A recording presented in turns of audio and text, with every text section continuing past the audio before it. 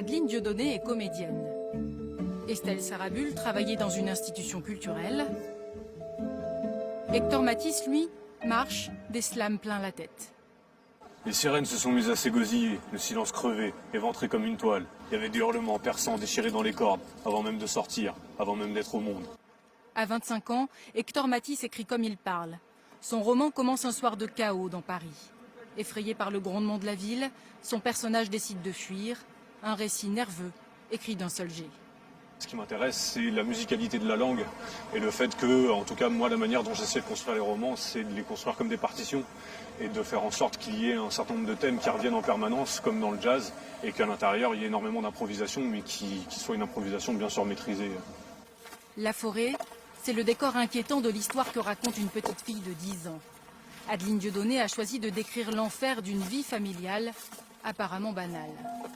Après quelques kilomètres sur la petite route, la voiture a bifurqué sur un chemin en terre battue qui s'insinuait en pente douce vers les profondeurs de la nuit. Des mots pour exorciser les peurs. Peut-être que j'ai eu besoin de raconter des choses. Je suis passée par une petite crise de la trentaine et voilà, j'avais beaucoup de peur et de colère par rapport à mes 2 enfants que j'ai mis au monde et pour lesquels je suis extrêmement inquiète. Donc je crois qu'à un moment, ça a eu besoin de s'exprimer. La jeune auteure est déjà en lice pour 3 grands prix, dont le prix Goncourt et le prix Renaudot.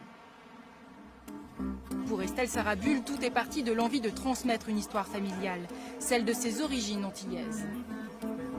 À la première sonnerie, 2 chiens m'ont répondu avec des jappements asthmatiques. Elle a ouvert la porte en les grondant gentiment, comme l'aurait fait n'importe quelle vieille dame. À travers le témoignage de ses oncles et tantes, elle brosse le portrait d'une Guadeloupe parfois méconnue, sur plusieurs générations. Aujourd'hui, j'ai des enfants, donc je trouve aussi que c'est le bon moment de commencer à parler cette histoire. Et en dehors de mon cas personnel, plus généralement, j'avais envie de faire découvrir ce morceau d'histoire de France qui est très riche et qui est peu connu.